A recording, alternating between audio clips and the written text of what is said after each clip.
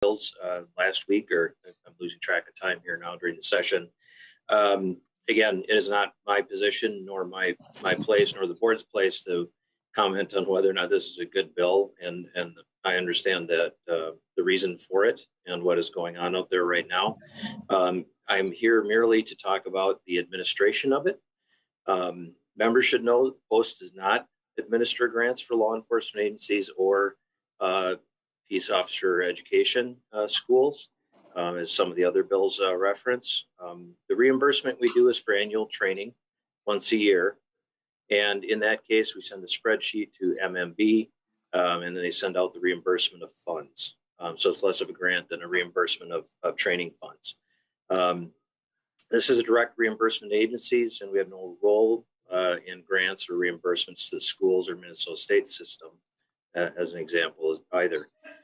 There are, in our opinion, or my opinion, there are other state agencies, DPS for particular, as a particular example, that already have grant administration capability in place. They are used to doing this. We don't have that expertise or structure or staff to do the work. And I recognize that there's money set aside in each of these bills. I think it was 3.5% or so for that. So it's not about the funding or the additional staffing. And certainly I will carry out whatever directive we get and wherever we're sent with regard to this. So it's not about capacity, as that's provided for in the bills. I do think, however, it creates an unnecessary layer of bureaucracy, not just for Post, but also for the law enforcement agencies that are accustomed already to interacting with other entities on grants such as the body armor grant and other grants. They're used to dealing with DPS and I assume other agencies as well. So that is my primary concern with it, coming from a Post board perspective.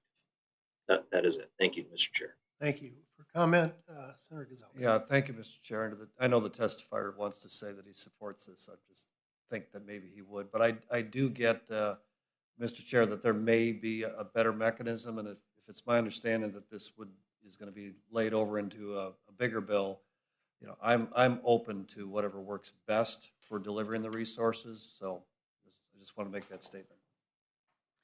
Thank you. That's why we lay over bills. We get a kernel of information, the description of what they are. We ponder it a little bit before we bring it back for a final vote. We're going to open it up for discussion. First, is there anyone in the audience who wishes to speak for or against this bill? I don't see anyone, so we'll open it up for committee discussion. Senator Biggin. Thank you, Mr. Chair. I think that this is another tool to be used to help with retention and recruitment and boosting morale. The two, and I support this, and I know we're not taking a vote on it, but the two things I would say to echo the director's concerns, that a lot of these bills are giving them more to do, and it's not in their jurisdiction to do it. It's not what they want to do, and I feel like they're not even being consulted on this. So I think that's problematic for the process in how one would, expect an administration to act. I think it's unfair to do that to a body like that. Then the other thing I would say, and Mr. Chair, I've said this twice now, none of these bills are bipartisan. And I have said this a few times to you on the record and off the record, that it's problematic that the other side of the aisle isn't reaching out to include our side of the aisle on these discussions. We all deserve safe communities. We all represent police officers. And this is an important topic, and I think it's one that requires leadership. And leadership means reaching out and understanding that we all have a role and responsibility into addressing safe communities. So it's disappointing that, again, we have 3 bills that I have absolutely, especially that last one, because I think it talks about counties, that are great, that I support, and yet we're not even talking to members on this side of the aisle. So I hope that changes, but I think it's not going to based on the continuing behavior. Senator Bigham, this committee allows all parties to participate in discussion about this policy. You just had your say regarding the opinion of process regarding this bill. You could have spoken about the bill. You did a little bit, and now you're talking about process. So we're not gagging anybody here. We're making it wide open for discussion. For the record, we will be having some DFL bills heard this coming week. And so I wanted you to know that. I know that's a concern of yours as well. So I can't control who gets to be the authors on someone else's bill. But we hear that, and I hope all of our members do. And in the future, I hope they include all members when it comes to these types of bills. So we'll further open up for any other question by committee. Senator Pappas. Thank you, Mr. Chairman. And I just wanted to make a comment about the bill itself. It does concern me that there's no criteria that's listed for the awarding of bonuses. And more frequently, I would think that bonuses would be awarded for exemplary service.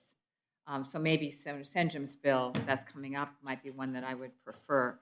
Also, I do have a question for the former majority leader in the Senate, Senator Gazelka. Just to your knowledge, are the Republicans also planning to offer bonuses in the Education Committee for teachers who continue to serve? Because I know we do have teachers that have been leaving.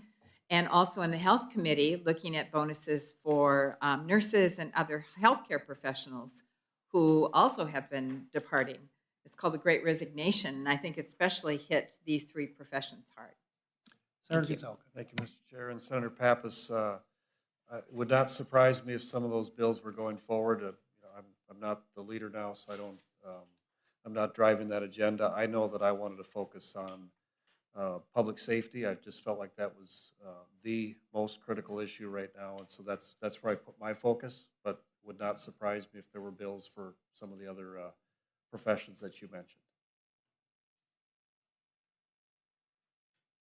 Senator Latz.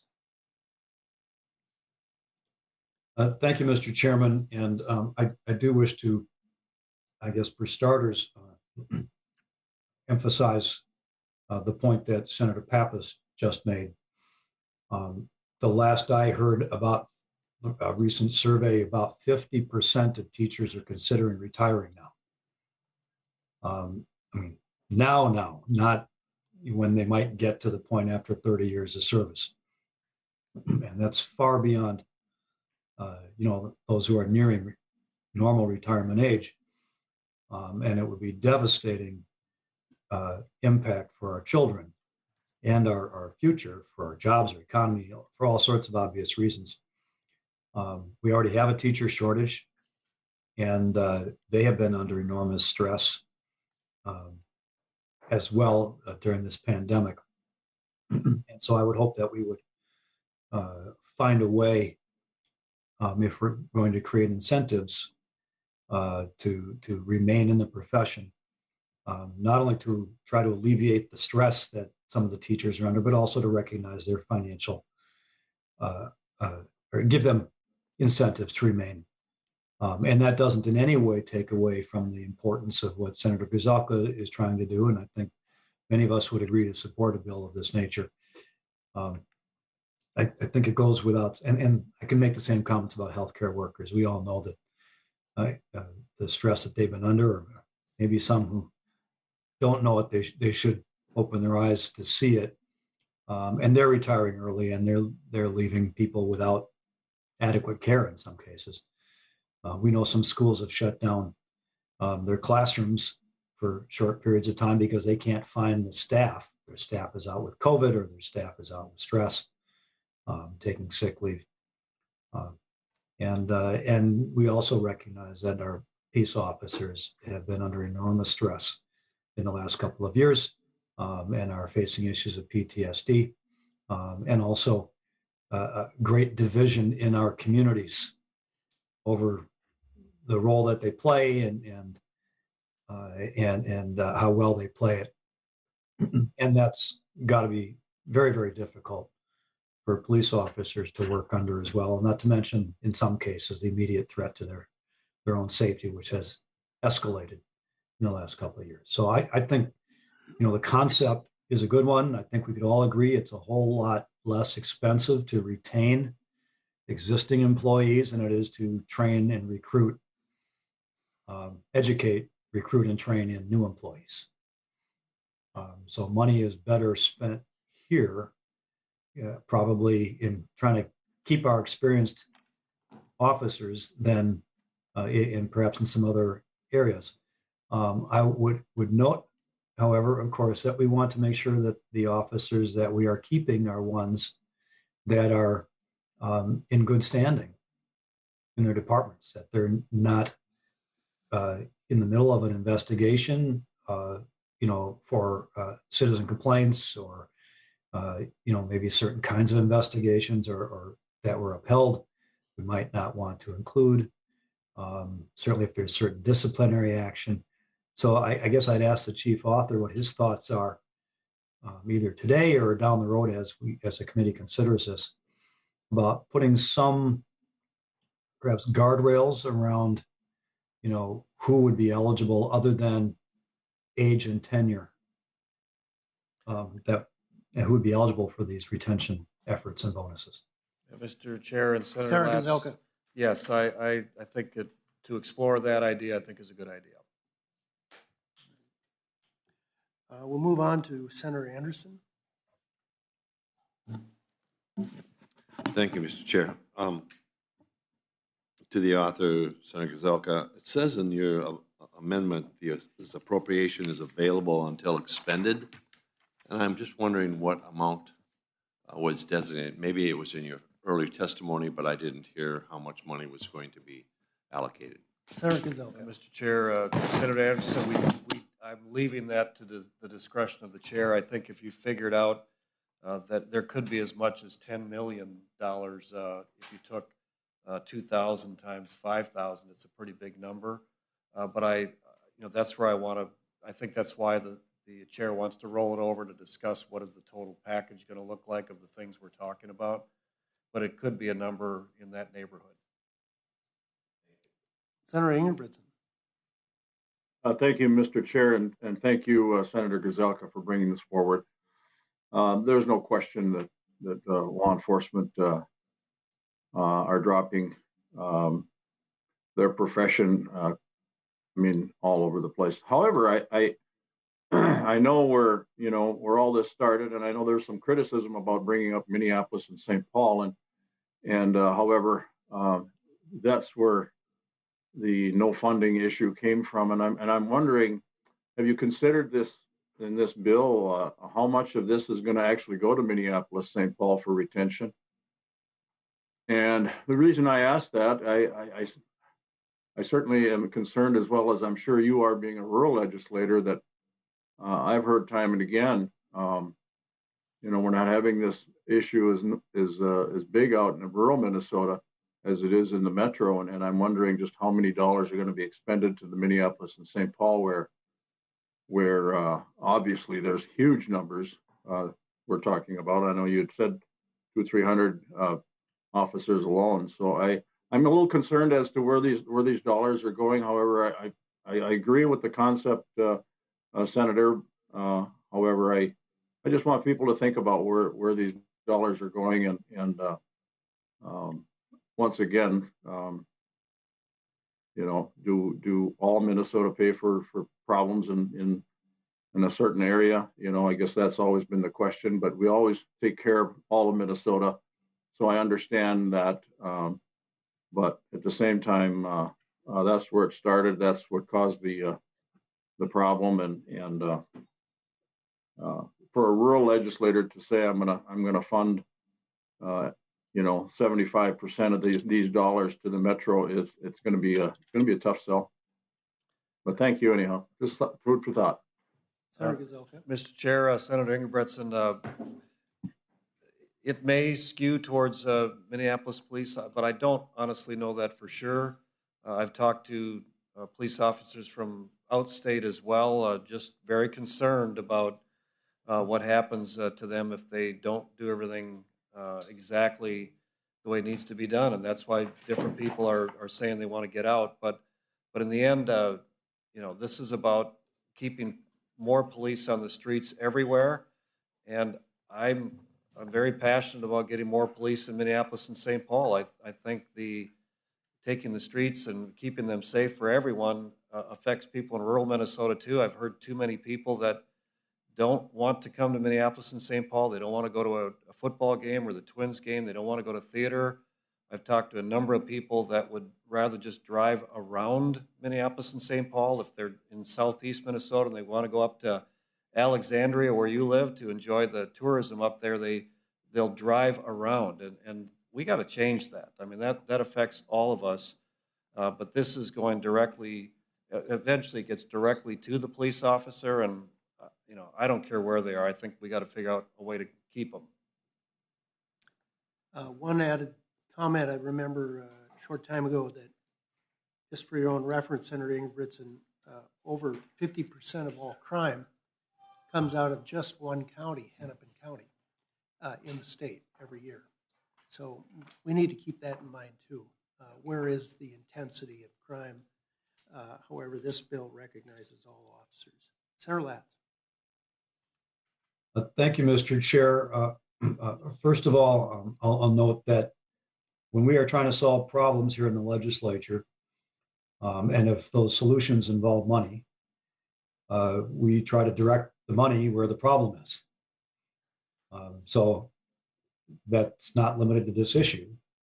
It happens in this particular case. There's a greater problem of retiring officers and greater recruitment issues in Minneapolis and St. Paul.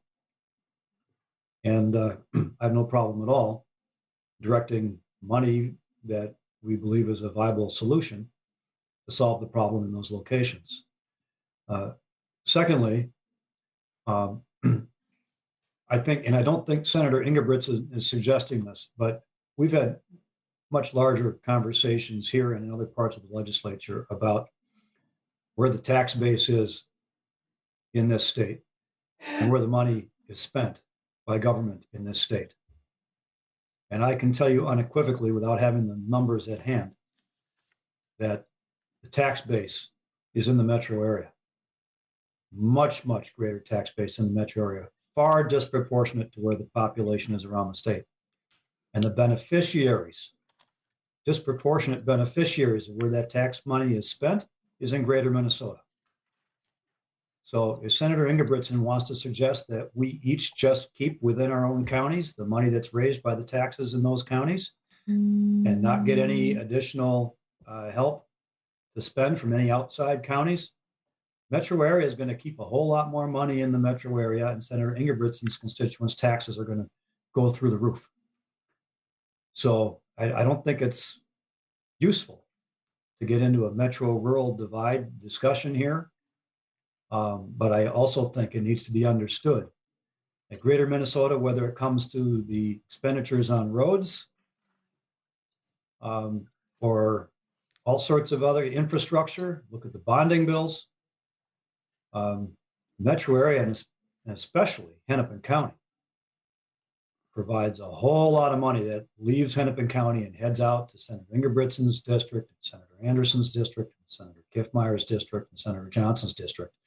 And I'm not saying that that's necessarily a problem. I'm not the one making this argument or raising these concerns, because I do believe that we all in Minnesota have a value to play in a one Minnesota. We all benefit from helping each other out.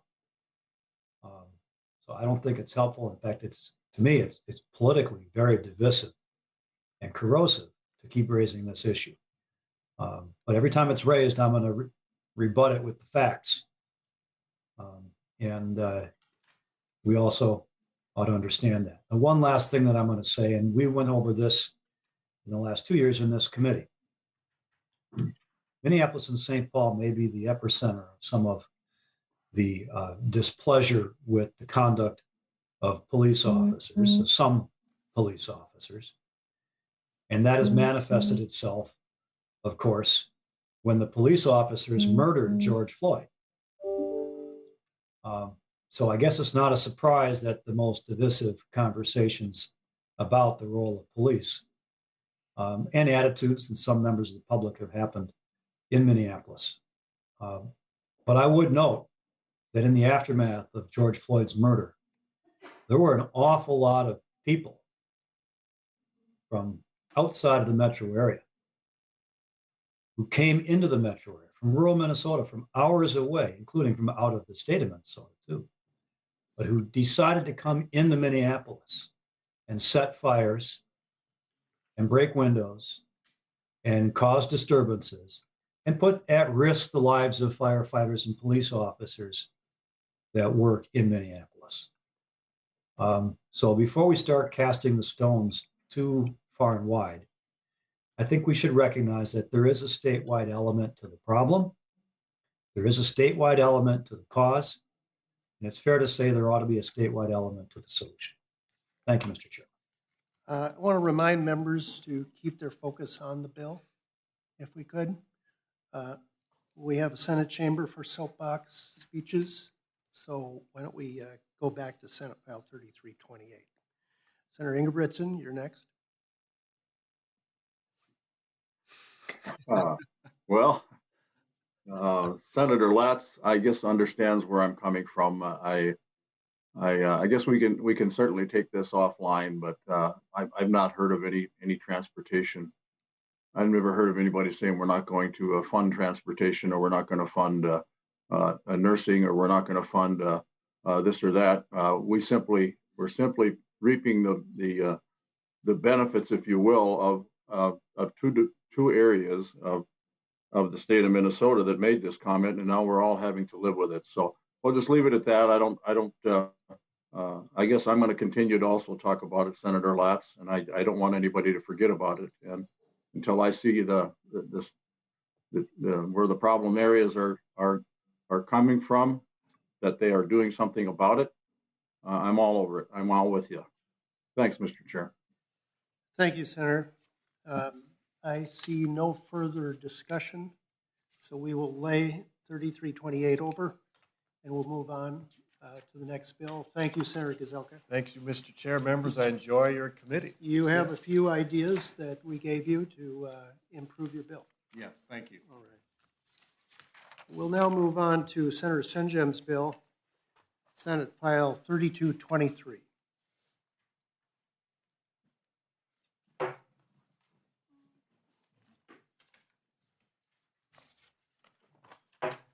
Welcome to the committee, Senator Senjem. Good afternoon, Mr. Chair and members. It's good to be here.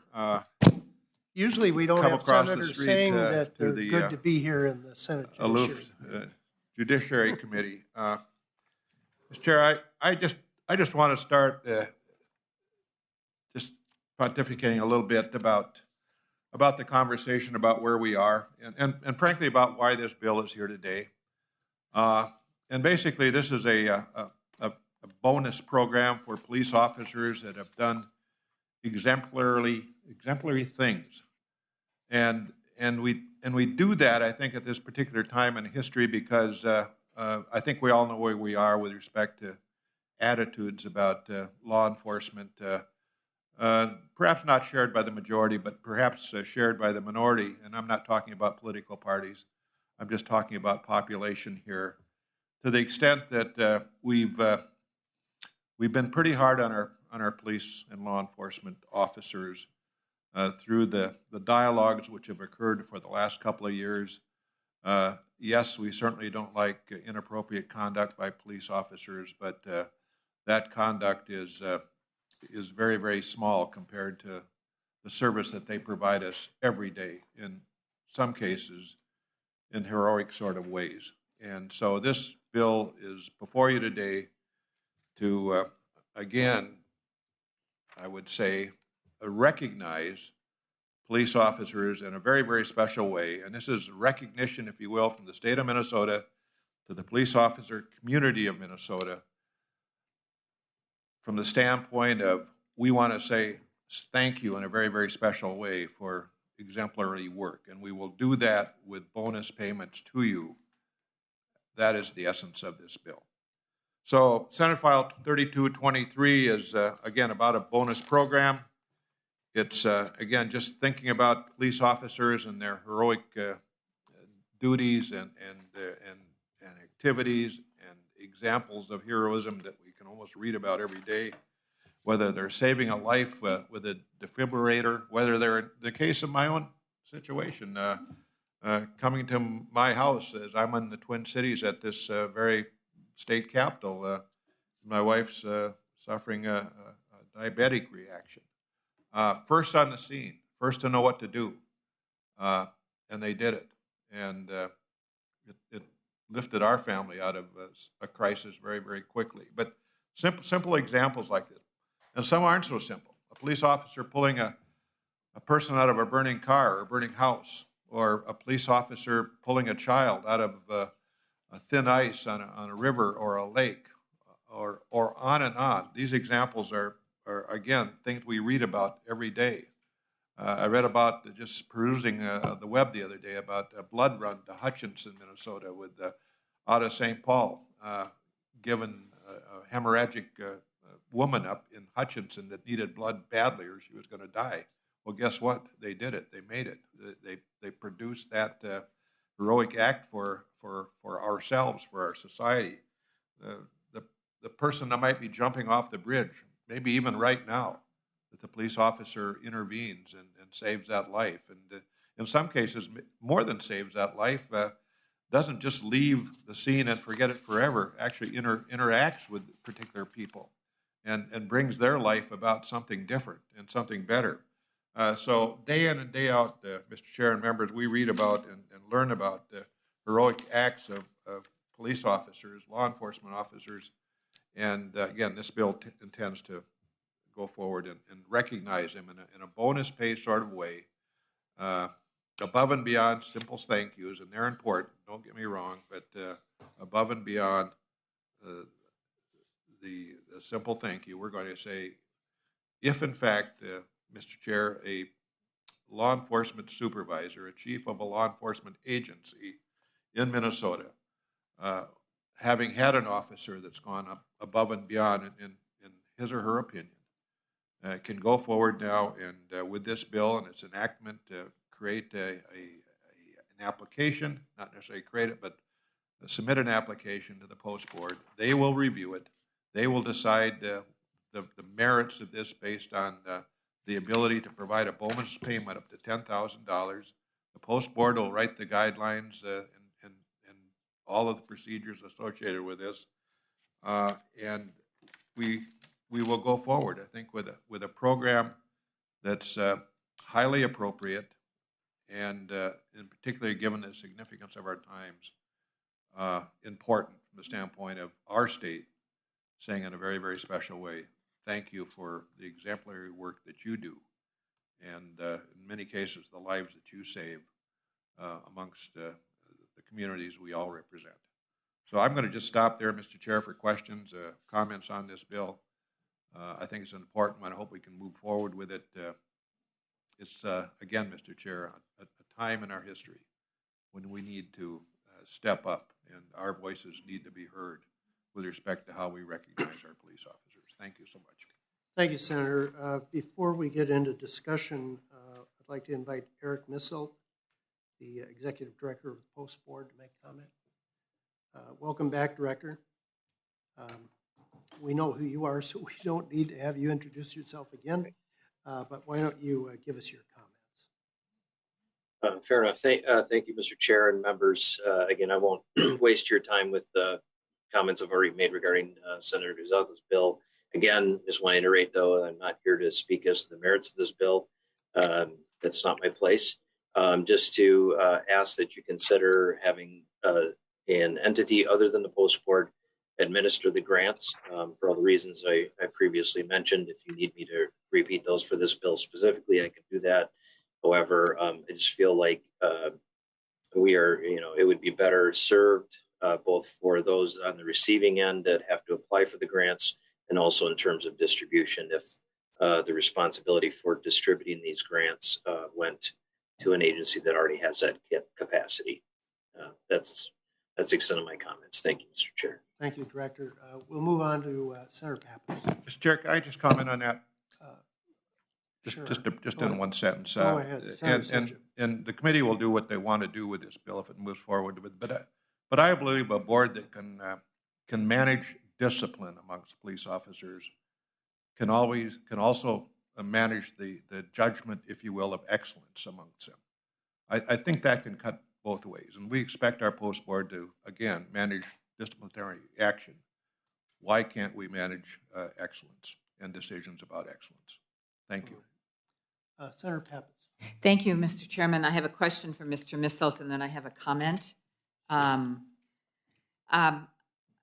Misselt, Director Misselt, if you don't feel that the post board is the appropriate entity to provide these awards and many of the other programs, who, in your knowledge, would be a better entity to do that?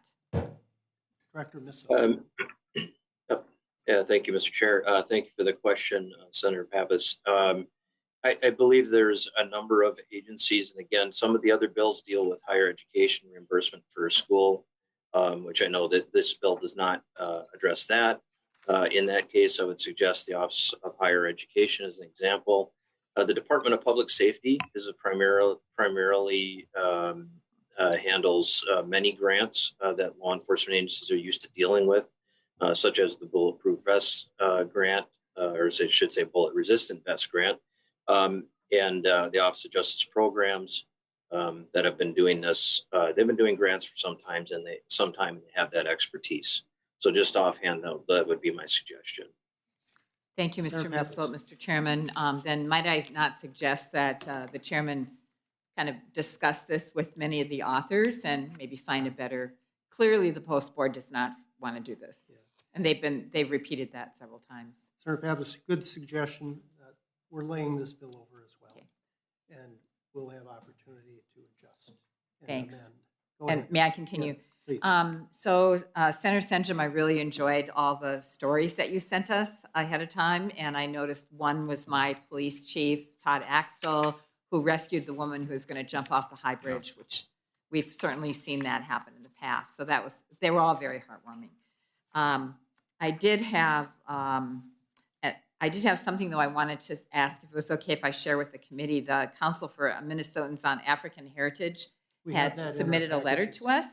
We have that in our. And I just, for the public's sake, for the purpose of the public, I just wanted to share a few of their comments, Sure. Mr. Chairman. By all means. So the Executive Director, Linda Sloan, who I would just encourage her to come in person or on virtual and share her comments in the future. But she says, although she supports the idea of awarding police officers who have performed exemplary service, she says, however, the proposed payment bonus measures cannot by themselves improve public safety outcomes in Minnesota. And I think we would all probably agree with that statement. She suggests that regulations that encourage and require high performance standards by law enforcement departments and officers are just one part of a possible solution. Another critical component is for Minnesota to invest in homegrown community structures of public safety and violence prevention in high poverty and high crime areas. And the council recommends that the committee seek and pass legislation that provides grants to community organizations that will expand community violence interruption programs, mental health and crisis intervention services, restorative justice programs, and other public safety services in high crime areas. And I would add to that kind of juvenile justice diversion programs. There's a lot of work that needs to be done in this area, and we have a lot of money that we could use to help our local communities. And so I hope that down the road that the chairman will be looking at some of those bills. Thank you, Senator Pappas. Just a quick response. I was just about ready to introduce Ms. Sloan's letter to focus on. I'm glad you picked it up. That's all right. That's all right. You are correct. Juvenile justice diversion as well as detention. Our detention opportunities have diminished over the years. We've actually closed down many of the detention programs that provided the diversion programs, at least within a detention center. And those two we probably should review and see exactly what kind of resources they actually have, especially in light of the high crime that's being conducted mostly by juveniles in the Twin Cities. Somehow there's a gap, and I'm glad you brought that up. Next person is Senator Bingham. Senator Bingham. Thank you, Mr. Chair, and Senator Papp has kind of alluded to what I was getting at. Again, another bill that is going to the post board that they have concern about administering. Perhaps it might be worth having a conversation, maybe internally, about bills that are of this nature that are going to continue to go towards an administrative area that clearly they don't want. Maybe some improved communication in that aspect may help. I actually think that this is, again, another tool, Senator Senjum, that we could utilize to not only build morale, but also use as a retention and recruitment issue. And so, I mean, I think having a bunch of different options is always helpful, along with what the letter from the Council for Minnesotans of African Heritage, I think is something that this committee has not actually talked about, what Senator Pappas mentioned. So I think we have some discussions as we're building this bill to continue. And as you said, this committee will do, whatever it's going to do to the bill. But I think it's thinking outside of the box, and I think it serves a lot of different points. So thank you. Senator Latz. Thank you, Mr. Chair. Just following up on the concerns that have been raised by the post board. It seems to me that maybe the post board does have a certain level of expertise in that might be applicable to the subject of this bill, but that they don't have the expertise in the administrative process and delivery of funds and grants of this nature. So in this particular case, I could see a way where the post board might be involved in creating the criteria and maybe help set up a selection process for determining who would be eligible for any bonuses should this become law. Yet the actual bureaucratic infrastructure of having the money, sending out the checks, processing applications, that kind of thing, could still be done by a different agency where the bureaucracy already exists, so that we don't end up duplicating costs and so on. This might be an area where sort of a blended approach from that standpoint would be helpful, and maybe in some of the other bills as well. I don't see a reason not to tap into the post board expertise, but that can be given to other administrative agencies that already have the bureaucracy in place to deliver on that more efficiently and cost effectively. Thank you, Mr. Chairman. Thank you. Senator Kiffmeyer. Thank you, Mr. Chair. First of all, I just want to say thank you, Senator Senjum, for bringing the bill forward. It's important for us to recognize high quality, high standards, and I think sometimes what you hear about are the mistakes or things that were wrongly done, but it's also important for us to recognize that which was above and beyond the call of duty, and that's what you're doing here. Lifting that up and recognizing that, I think, is so important. One of probably the biggest things that I've seen amongst the law enforcement is how much in the course of their day's work they regularly put themselves in harm's way on behalf of the people that they serve. They see that as a duty and they do it on a regular basis. But there are times when it is above and beyond and has extraordinary situations with it. But I really appreciate that in the bill, though, it also has a process of nomination, recognition. So it has an opportunity to kind of look through those and those who are of the greatest merit.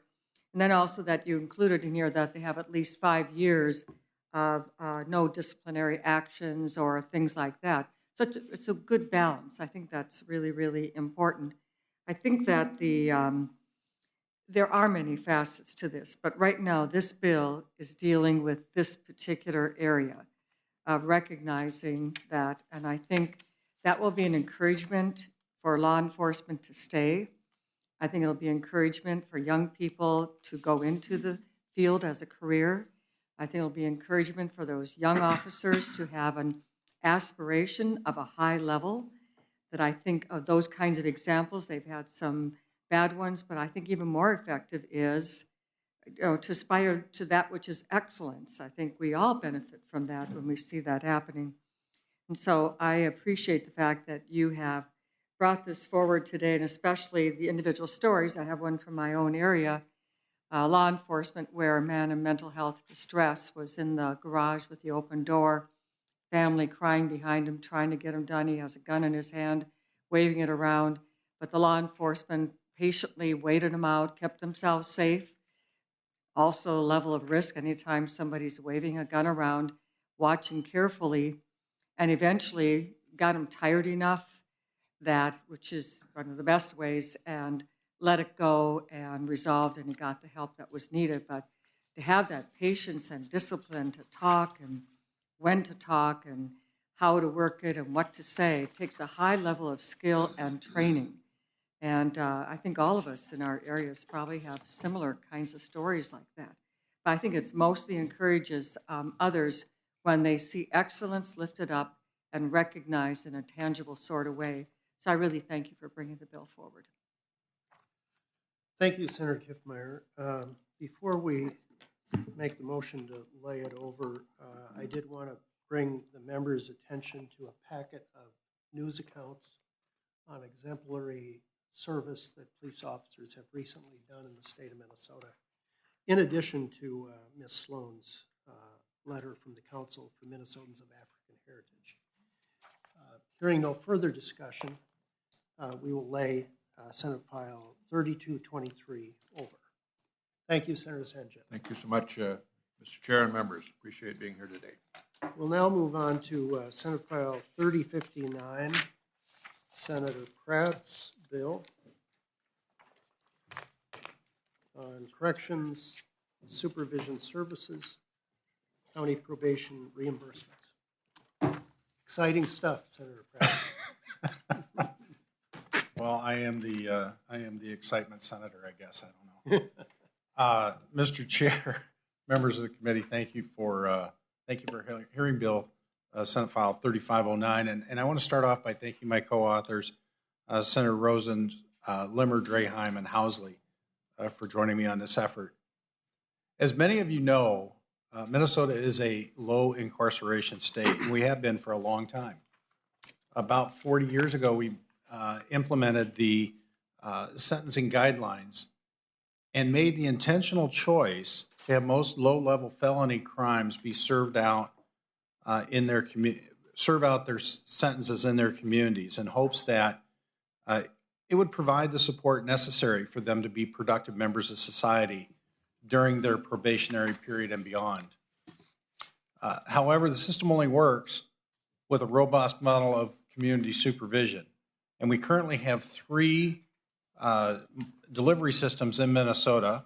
The Minnesota Association of Community Corrections Act Counties, I believe I've heard that called MACAC. The Minnesota Association of County Probation Officers, or MACPO, and the Department of Corrections. Having these 3 options can be complicated, but it's a system that's given our local communities the option to choose the system that best fits their needs and has the greatest measure of accountability closest to the people that they serve. Now, Minnesota statutes clearly outline that the state's responsibility for one of these systems, MACPO, and years ago, we agreed that the probation was such a high priority for our criminal justice system that we would pay 50% of the probation costs. I've been told we've only come close to that maybe 1 year in the past couple of decades. This bill simply adds $5 million to the current funding formulas across all 3 systems. Now, I'm pleased to have a lot of testifiers in support of this bill, but one of the things you'll hear is $5 million doesn't even come close to meeting our obligation, especially with funding in the tails. But at least what I wanted to do, Mr. Chair and members, was give us a little bit of a starting point to get a little bit of money out there as we continue to wrestle with some of the bigger issues. And with that, Mr. Chair, I entertain questions or allow you to call testifiers. Thank you, Senator Pratt. We have a long list of testifiers, so I think we'll move right into that. We'll open it up for discussion afterward. And we did give instructions because of the long list to limit our testifiers to 2 minutes each, just to get to the heart of the issue. And then we'll move on. I did want to make an opening comment, just intention of where I think we should be going with your bill, Senator Pratt. A little bit of a history. Minnesota has a statutory obligation to pay half the cost of CPO or MACPO, and we have a long tradition of treating MACPO and CCA equally. But we've fallen very, very far short of that over the years. And this has been around for decades, this law. Just so everyone knows where to find it, the statutory citation is State Statute 244.19, Subdivision 6. I'll repeat that if anyone's writing it down. 244.19, Sub 6. And in order to get us closer to the state's obligation, I'd like to call on Chris Turner, our finance analyst, and ask how much it would cost to bring the state up to its 50% obligation that was promised for county reimbursement. Mr. Turner? Mr. Chairman, members, currently the annual appropriation for CPO reimbursement is approximately $5 million. That comes out to 27% of the state obligation. This bill would add $550,000 to CPO. That would increase that to a little over 30%. To get up to 50% of the state obligation would require a total appropriation within this bill of close to $36 million, with the CPO share being approximately $4 million in addition. So that'd be a total of $9 million for the CPO reimbursement per year. So for all the county bean counters out there, you got a little idea of where we might want to go, at least with this proposal. I probably would recommend at least a starting point, an increase of 20, 25 million. But that's up to another committee also. But why don't we open it up for discussion, see what kind of reaction we have regarding Senator Pratt's bill, and we'll start with Mr. Jason Anderson. If you would identify yourself for the record, and then you can proceed in your 2 minutes. Certainly. Thank you, Mr. Chair. Jason Anderson, the Director of Itasca County Probation and the President of the Minnesota Association of County Probation Offices. A lot of the highlights on my notes were already touched on, and I appreciate that. I appreciate this committee's awareness of the direct correlation between adequately funding community supervision and a safer Minnesota. This is not a partisan issue. It just isn't. One quick history lesson about the history of reimbursement. You know, we said it's been a number of years since MACPO counties have received that statutory 50%. It was 1996 the last time that we received 50% reimbursement. Last year's reimbursement was like 27 and some change, 28%. So it has been woefully underfunded. This bill represents a significant step forward to help shore that up. The desired outcomes of corrections are many, right? We're looking for a reduction in recidivism, fewer crimes. The clients we serve live happily ever after. Those of us doing the work are safe and supported, all of these things. The beautiful thing is these are not mutually exclusive things. We're all shooting for the same thing. And the more effective we can be, the more effective we can be in serving our clients, in serving our communities, and serving the victims, and not having more victims. There's been a great deal of emphasis this year for a lot of great reasons to increase public safety. And that's been across the political spectrum. Law enforcement plays a significant part in that. The law enforcement system, or the law enforcement arm, brings people into the system. That's what they do, and they do it really well, and they need to be funded adequately. What do we do with the folks once we got them into the system? I have a former probation officer who used to work with me. Her husband was a deputy in my county, and she used to joke that she would say, I tell my husband, you catch him and I clean him. You catch him and I clean him. We got to catch them, right? Compassionate accountability. What do we do with them once we get them? Minnesota has not only fallen short on funding our delivery system, it's been touched on, we imprison the lowest rate of almost any state in the nation. We rank 5th from the bottom in how many people we put in prison. 15 seconds. But boy, do we use community supervision.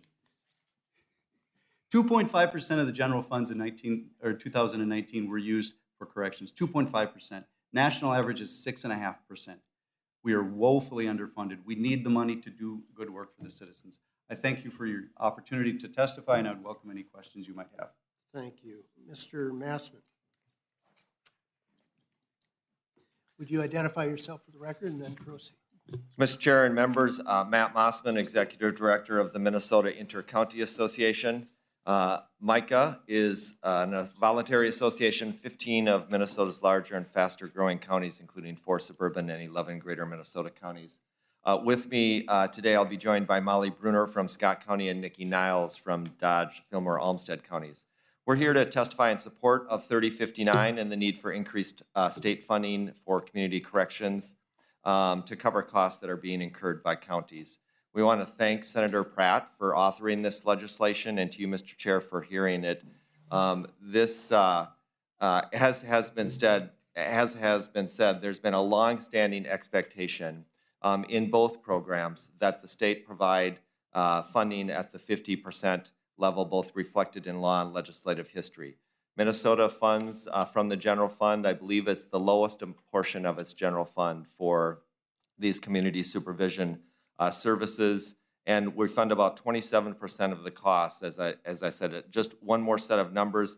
It's been talked about that it's a low incarceration state. Of all of the individuals under correctional control, 87% are on community supervision, and about 82%, I believe, of those are supervised by county governments through one of the systems. So just a real high priority, Mr. Chair and members, as you've heard that this funding needs to increase in order to ensure that the evidence-based practices and the innovative practices that counties want to continue to implement to ensure public safety can be funded and fulfilled.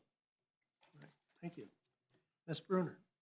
Thank you. Good afternoon, Mr. Chair and committee members. I'm Molly Bruner, the Director of Community Corrections for Scott County. In that role, we oversee the supervision of clients placed on pretrial services, probation, and supervised release. It's important to ensure that those sentenced to probation or released from prison receive the services and accountability they need to change criminal behavior and stop re-victimization. Thank you, Senator Pratt, for authoring this bill and listening to the needs of your community. We support increased funding and request a change in the way the money is distributed using a single funding formula that's equitable, transparent, and based on the data. Between 2008 and 2022, Scott County Community Corrections has received only $100,000 in additional state funding compared to the levy increase in that same period of $1 million. As a result, the state funding has declined as a portion of our overall budget from 40% down to 30%. One of the reasons for our funding remaining flat is due to the hold harmless portion of the current law funding formula that's based on 1996 allocations. So increased funding and a new formula could better address how Scott County has grown in population over the last couple decades, which in turn has increased the number of individuals that we're supervising. In response to this growth, we did do an adult recidivism study where outside evaluators looked at everyone on probation in Scott County and determined that we cannot handle the volume of high-risk individuals on felony supervision. So our caseloads are maxed out, and without more adult probation officers and the infrastructure to support our work, many individuals fall into a gap of services based on budget constraints versus what's best practice. Funding of prisons, paying employees, and providing felony supervision are all statutorily mandated duties, but the funding for community supervision is not kept pace. So we request increased funding and changes to that funding formula so that the inequities from county to county do not continue. Thank you very much. Thank you, Ms. Bruner. We'll move on to Ms. Nikki Niles. Good afternoon. Thank you. Good afternoon, Mr. Chair and committee members. I'm Nikki Niles, Director of Dodge, Fillmore, and Olmsted County Community Corrections, a joint power government community corrections agency that by resolution declared to jointly provide local comprehensive correctional practices within each respective community.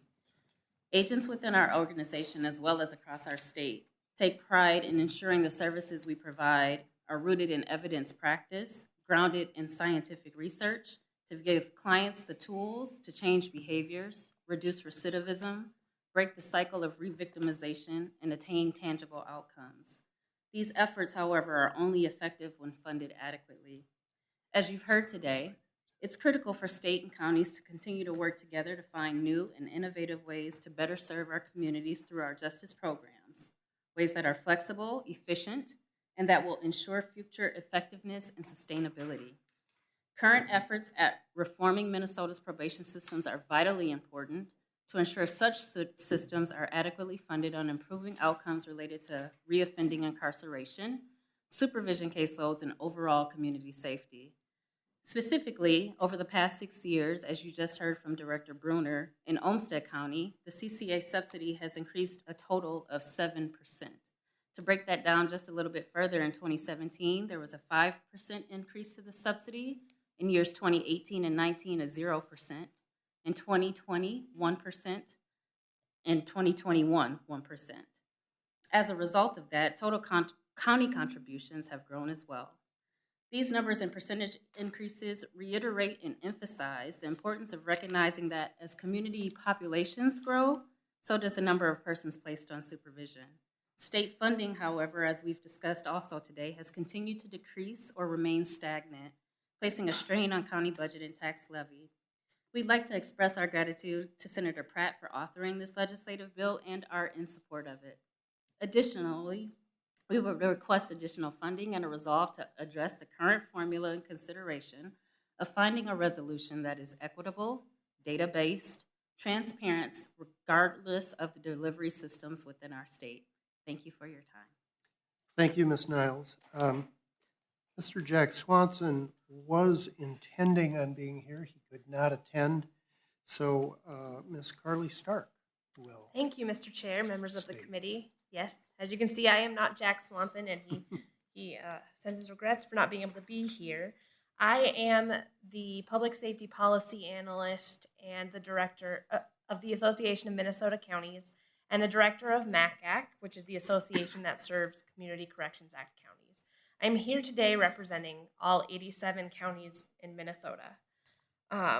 First, I want to start by saying community supervision is an integral part of protecting public safety. As you've heard from testifiers already, funding law enforcement is great, and we need that. But if you have people entering the system and don't fund probation, the people who are hurt are the victims of crime, and that's simply not okay for Minnesota. This bill is a start, and we want to thank Senator Pratt and all of the co-authors for authoring it, and Mr. Chair for bringing it before your committee. We need more funding, and the estimated amount to support the actual probation population we have is at least $20 million in ongoing funding per year. And I can see, Mr. Chair, you're shaking your head. I know you know it's more than this bill, so I just want to get that out there. And the real problem is the funding formula and the way things are distributed. At the legislature, you have a hard job. You have to ensure prisons are funded and probation. So what happens every year is that the prisons are funded, and then next the state employees, because that's the state budget.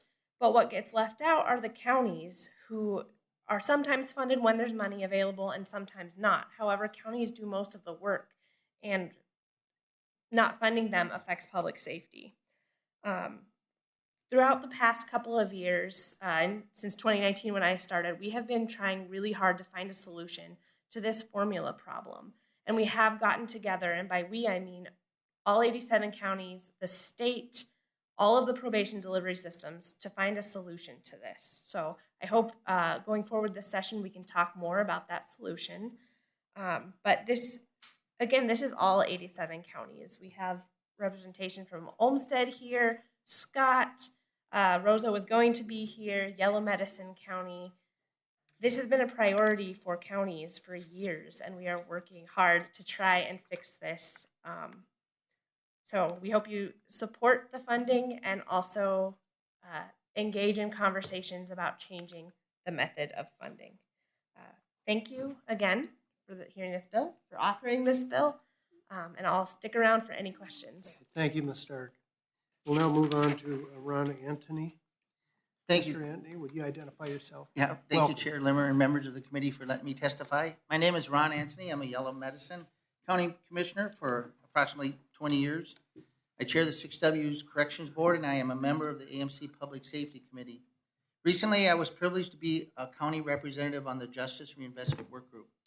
I'm a firefighter for 30 years and a first responder for 30 years. So you can say public safety is a high interest of mine. The funding in this bill is a start, and a significant increase is required to make up for years of underfunding.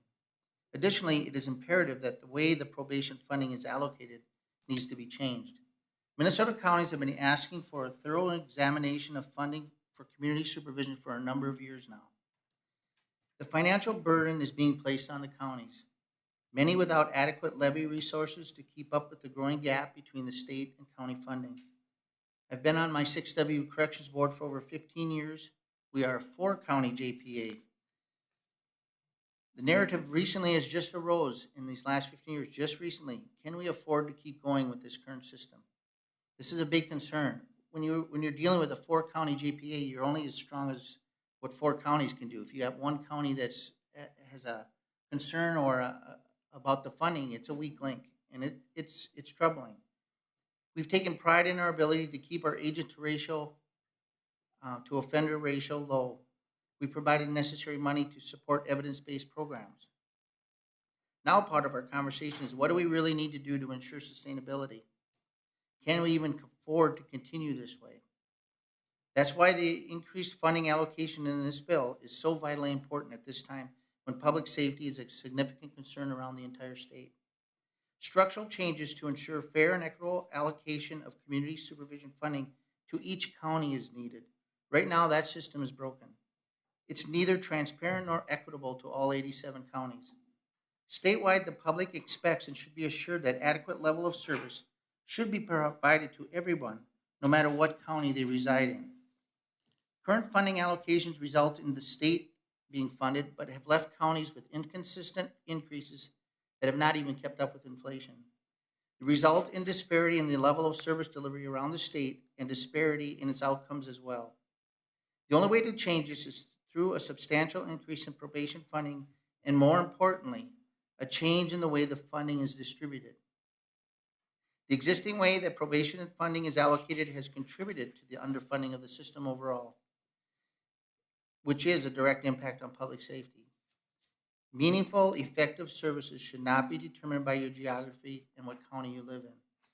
Therefore, we ask this committee to significantly increase the funding for probation in Minnesota and include language creating a singular or a single formula for distribution of community supervision funds, which is supported, by the way, by all the probation systems in Minnesota and by all the counties in Minnesota. Thank you for your time. Thank you, Mr. Antony. One other person, Ms. Catherine Johnson.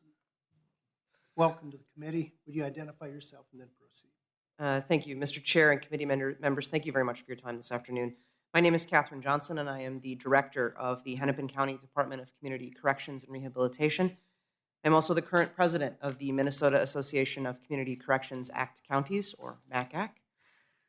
I want to thank Senator Pratt and his co-authors for bringing forward a bill that does indeed recognize that funding is needed for our state's community corrections agencies. And I also want to thank this committee for being willing to hear it. In addition to that, I want to encourage this committee to increase the dollar amount called for in this bill. I spent 22 years as a police officer before I took on the role of Director for Community Corrections. I was often asked why I chose to move to corrections, and my answer was simple. I got tired of dropping people at the front door of our justice system and not being able to help them walk back out. We must fund and repair the front door of our system, law enforcement. We must also make sure that the back door, community corrections, is in working order. If the front of the house is well maintained, but the back door is falling off the hinges, we're in trouble. The estimated funding need for community corrections to deliver consistent services with improved outcomes for clients and victims is greater than what's reflected in this bill. You've heard 39 million, 20 to 25 million, 20 million. We must also, as you have heard, adjust the funding formula. We need a single funding formula in order to ensure equitable access to services for our clients, victims throughout the state, and our counties. Community corrections agencies increase public safety by preventing new victimizations through the use of sound correctional practices aimed at those with the highest risk to reoffend. County to county, corrections agencies have inconsistent and inequitable access to resources, which leads to inconsistent outcomes for those we supervise and the communities we serve. We have chosen in Minnesota, as you have heard, to focus on keeping people out of prisons and instead rely heavily on community supervision, which is both less expensive and more likely to reduce recidivism. But we have to fund community corrections appropriately in order for our agents to deliver on that promise. Thank you very much for your time today. Thank you, Ms. Johnson. That ends our list on testifiers, and I do want to make one comment. We had 7 or 8 individuals speak, and I think this is the first time in a very long time they all spoke in person here at the Capitol. We're moving in the right direction. And those of us that run for office, we're all kind of people persons, and we've missed you guys. And so we're glad to have you all back here. We'll open it up for committee discussion now. Senator Bigham. Thank you, Mr. Chair. And I'm not sure that I can add any more than what Commissioner Anthony, and good to see you, it's been a while,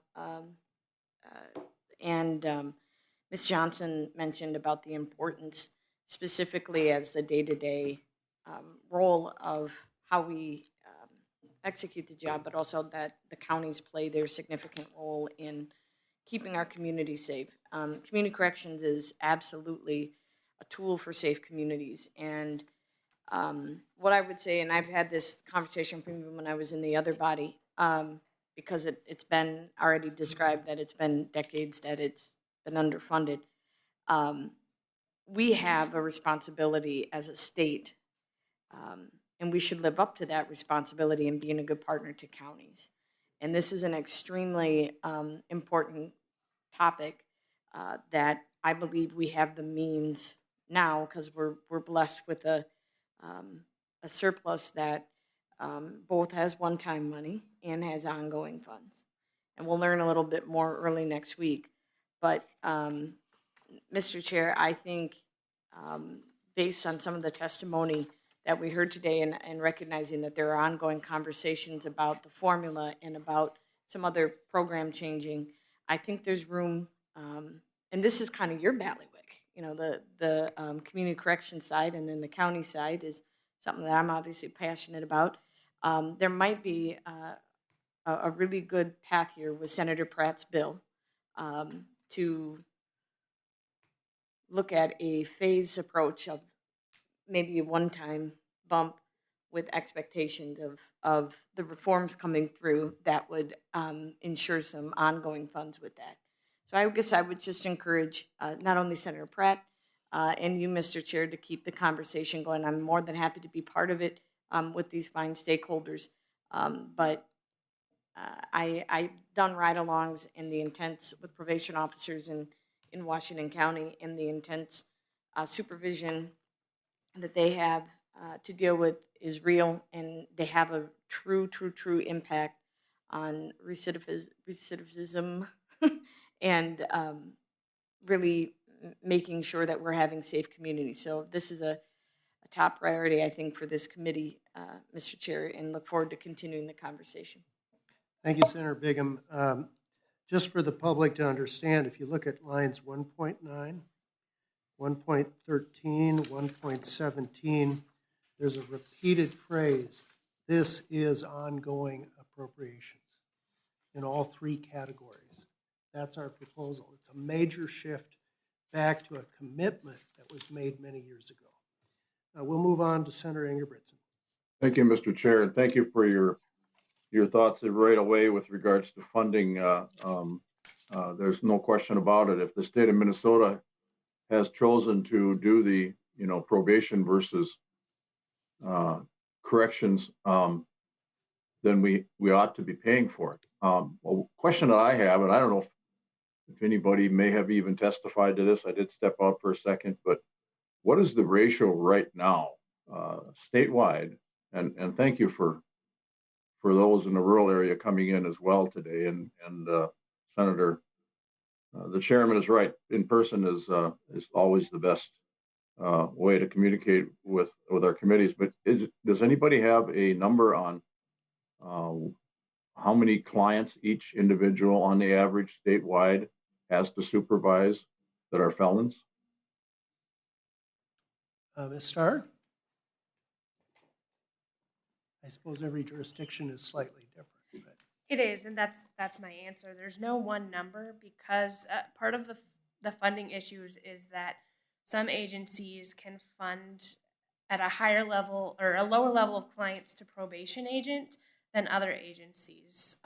So depending on property tax levy, you have a bigger budget or a smaller budget, which affects those case numbers. So there are, like Scott County, I think they testified that their probation officers are, have high caseloads and they don't have enough officers. Ms. Stark, what would be a high caseload? Just to give us a perspective. It depends on case type. For example, you can have more cases of misdemeanors because that's a little, it's not quite as intense unless you have someone who's high risk. So basically, I think about 30 to 44, those high risk individuals would be an appropriate caseload, though I would defer to my probation experts that are in the audience. We have another person, Ms. Niles, is it? No, I'm sorry, Ms. Johnson. Thank you, Mr. Chair. I think I very much appreciate the question, Senator Ingebrigtsen. I think Carly did hit on the variability in caseloads. I will tell you that, for example, those counties and DOC agencies, right, when we're talking about intensive supervised release, which is our highest risk folks upon release from prison who we are supervising in the community, those caseloads are statutorily mandated to be 1 to 15. So that gives you an idea of what the state thinks of the need for close supervision of those individuals. When you talk about risk level, that is really how we try and assign caseloads. And I will give you the example in Hennepin County, our high risk caseloads are 1 to 40 is our target. We don't currently meet that target because of funding issues and funding concerns. Our medium risk caseloads can run anywhere from 1 to 80 to 1 to 250. Our low risk caseloads, some of which run 1 to 500, some of them are 1 to 2,500 for our lowest risk clients, many of whom that is fine. They don't need that level of supervision. So I think from a perspective of trying to get to a consistent, sound answer, those are discussions that obviously are occurring, I think, as part of the work group that you heard Commissioner Anthony mention, that I am also a part of, as well as conversations we have among delivery systems.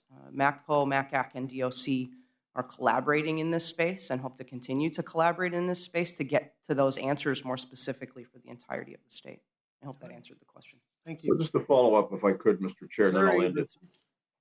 So you said a 1 to 40 for high risk. What if you don't meet those standards? What happens then? Ms. Johnson? Senator, unfortunately, the answer is if we don't meet those standards, we don't meet those standards. If I don't have enough agents to assign in order to ensure that we meet the 1 to 40 caseload, then we go to 1 to 50, then we go to 1 to 60. And I think ultimately, the real answer is public safety is not served when we get to those caseloads that are higher than that.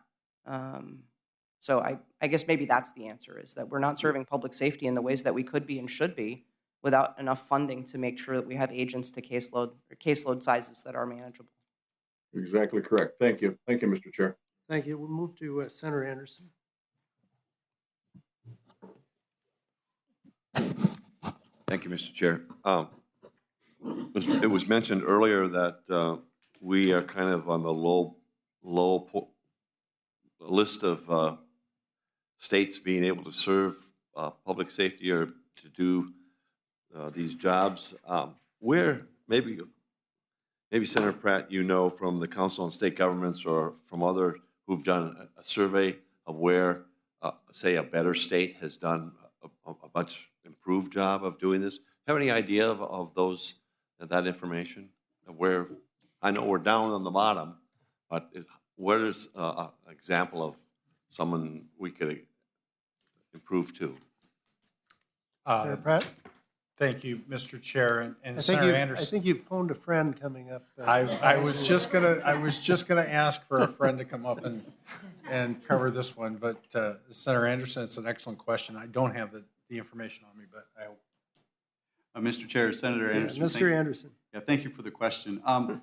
So I was involved in the Council of State Governments work as well, the Justice Reinvestment Initiative, and through that, we looked at a number of other states.